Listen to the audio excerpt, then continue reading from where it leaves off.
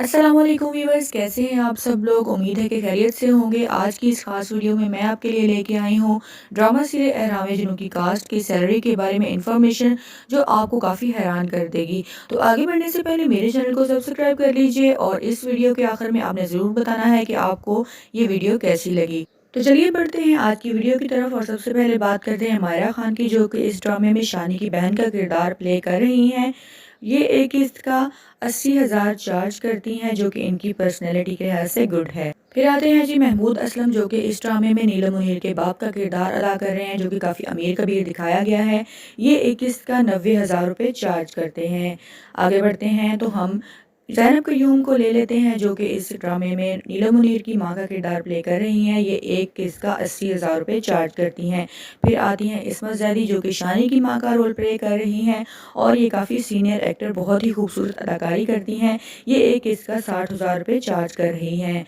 फिर आते हैं आदि खान, जो कि यंग उभरते हुए एक्टर हैं और ये एक इसका 50,000 रुपये चार्ज कर रहे हैं और ये बहुत फेमस होते जा रहे हैं। नेक्स्ट हम बात करेंगे निम्रा खान की, जो कि इस ड्रामे में हीरोइन का किरदार ही निभा रही हैं एक किस्म का, और ये एक किस्त का 1.5 लाख रुपया चार्ज कर रही हैं। फिर बात करते हैं रिजवान नबी की, जो कि इस ड्रामे में साइड रोल प्ले कर रहे हैं और ये एक इसका 60,000 रुपये चार्ज करते हैं। फिर बात करते हैं बिरजीज़ फारूकी की, जो कि इस ड्रामे में सजीला की माँ का किरदार अदा कर रही हैं और ये एक इसका 60,000 रुपये चार्ज करती हैं और ये बहुत ही खूबसूरत एक्टिंग करती हुई नज़र आ रही हैं। फिर बात करते हैं इमरान अब्बास की, जो कि एक इसका 2 लाख रुपये चार्ज कर रहे हैं, जो कि काफ़ी सूटेबल है इनकी पर्सनैलिटी को देखते हुए, और ये ड्रामा इन्हीं की वजह से फेमस हो रहा है।